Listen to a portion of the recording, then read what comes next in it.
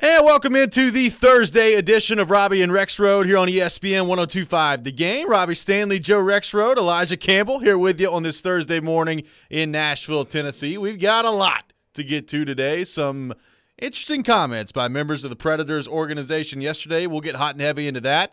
A little bit of Titans talk as well. Todd Downing, new Titans offensive coordinator, speaking yesterday. A lot to come on that. The Julio Jones situation continues to evolve as well. So we'll take your thoughts all show long on our text line, driven by WilsonCountyHyundai.com, 615-737-1025, 615-737-1025. Fellas, how we doing? Joe Rexrode, what's going on?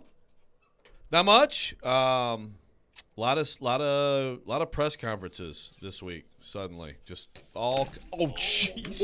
I just spilled water.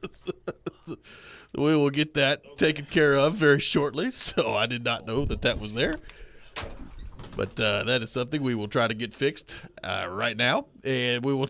What a start to the show today, Elijah. Good morning, fellas. Good morning. How are we doing? I'm dry back here behind the glass. Should we put Joe's laptop in rice? We might have to. Might be something we have to do. A big old bag of rice. What a start to the show. I saw that coming in slow motion, too, like your arm just Well, I tried to move the slowly- mic, and we could not see Rexrode's face, and did not know that Rexrode had a bottle of water there. So we'll get that taken care of. Anyway, I was going to talk about how my action on the screen It is here. a high-quality action on the screen. I was going to talk about how my called shot of picking the Grizzlies to upset the Utah Jazz was going really well, and they're out in 5 games.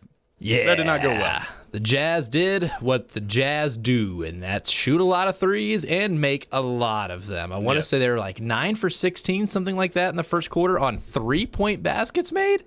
I believe so. Miss. They just didn't miss. I mean, hard to beat anybody when the other team's scoring well enough to score 75 points and a half.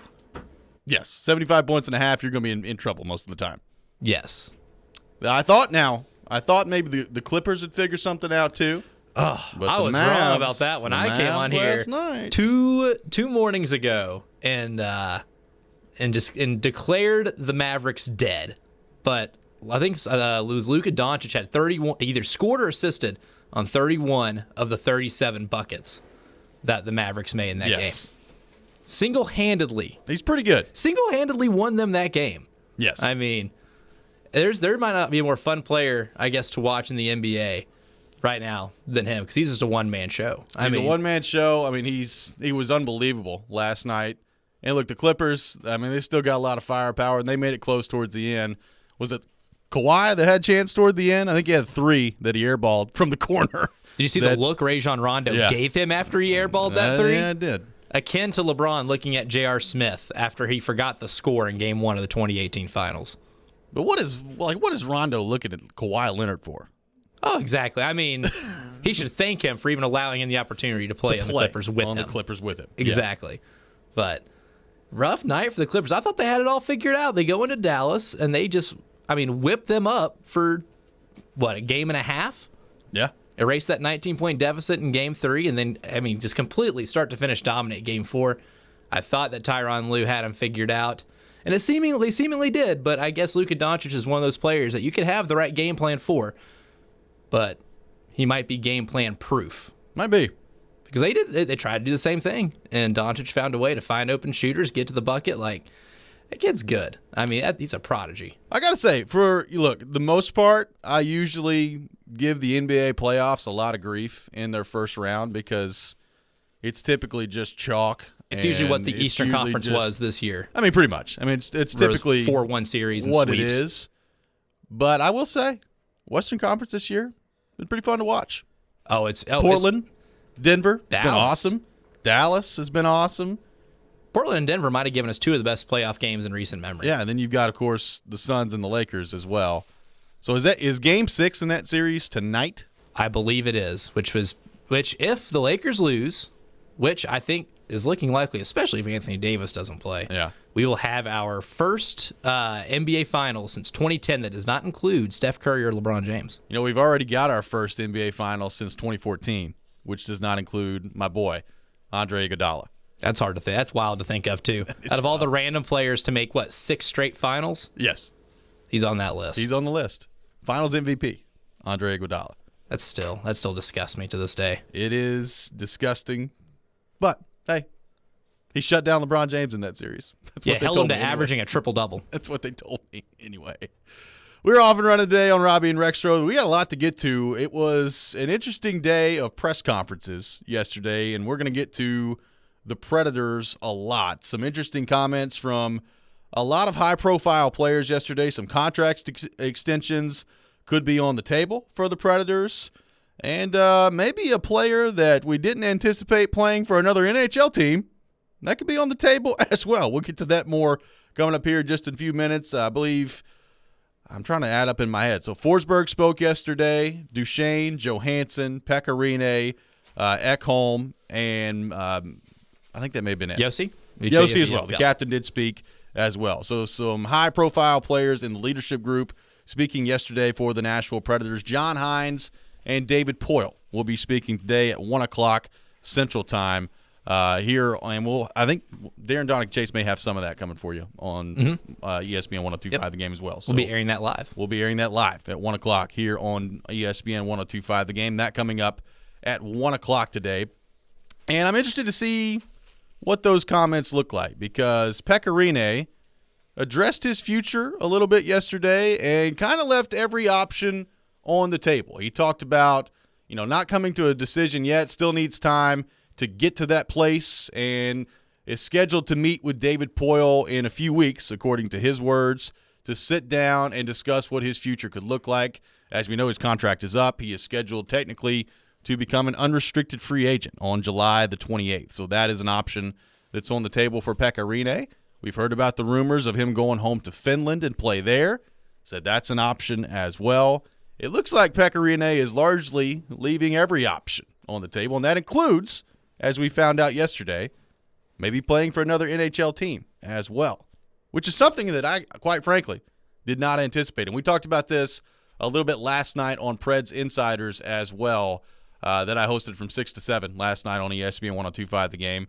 If you would have told me that Rene was leaving the door open to play for another NHL team, that is not really something that I considered. And look, that could have been yesterday, him just saying that, and him just saying, I don't want to close any door, don't want to close any option, and he's not giving really specific consideration to that.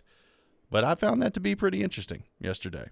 Just the imagery itself of Pecorine in another NHL jersey is something I can't fathom. It's almost like Tom Brady playing for the Buccaneers or somebody, long tenured with one team playing with another. But he certainly didn't close the door on it. He opened that up yesterday. And, can you really blame him, though, if there's a place where he can go in and play right away? Yeah. That's still something he mentioned, too, that playing in front of his family specifically is still something that's really important to him. And if that's either in Finland or here in the NHL for a team that needs some goalie help, if you're him, it's not a bad option, even though he probably would prefer to play in Nashville. He did say that, too. He did preface that with, I prefer to play in Nashville. That's his team. This is his city. But, hey, if a team offers him something up and it's like, hey, you can play here, especially if it's a contender, it's hard to pass up.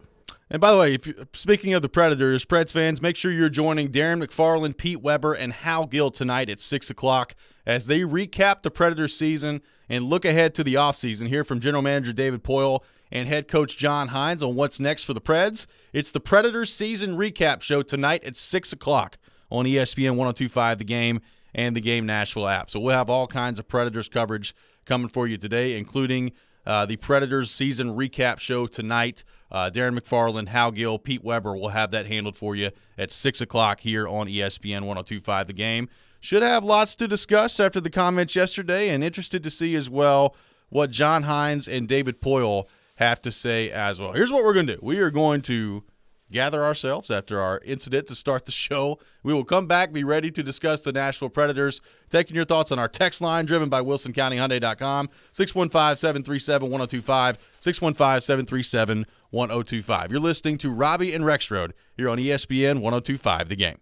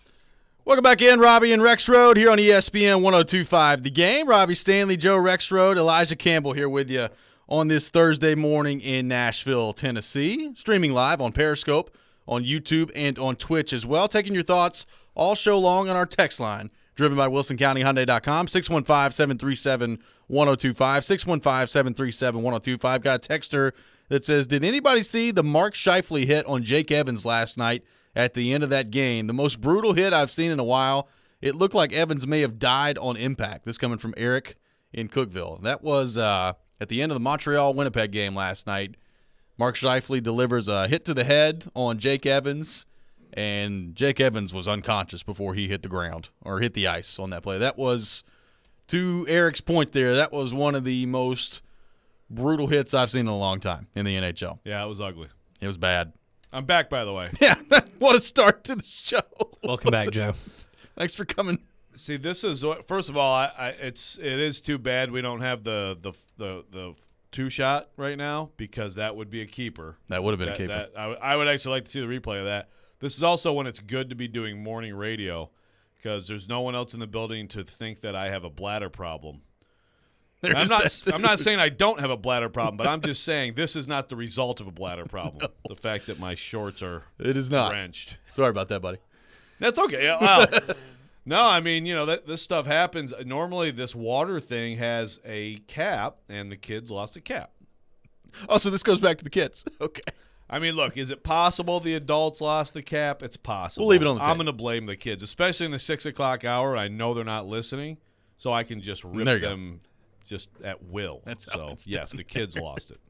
So, Joe, we were discussing Pekka Rinne in the last segment and some comments made yesterday. We talked about Rinne not ready to make a decision yet. He is leaving every option on the table. But one option he left on the table was also pretty interesting to me, and he was asked a question by our colleague Adam Vingan from The Athletic on whether or not playing for another NHL team would be on the table. Here's what Pekka Rinne had to say to Adam's question. Well, I don't want to close any doors, to be honest with you. Obviously, I've always said, this is my team. I feel like I'm, makes me proud that I've, played for only one team, one organization.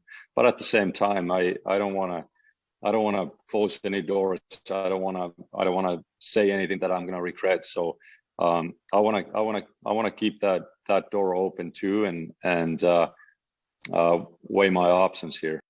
So that was Pekka Rinne yesterday saying doesn't want to close any doors, wants to weigh his options when it comes to the possibility of also playing for another team. Now, of course, we tweeted that out yesterday that he was leaving that door open, and fans started tweeting back, picturing Pekka Rinne in like a Chicago Blackhawks uniform or an Anaheim Ducks uniform, things like that. I don't know that it's the most likely outcome in this situation at all, but it was interesting to me that he left the option on the table of, it could be in the NHL playing for a different team and a different situation, which I know around here, that's not fun to think about, would not be popular, and look, it would look very weird for Pekka Rinne to be playing in a different jersey.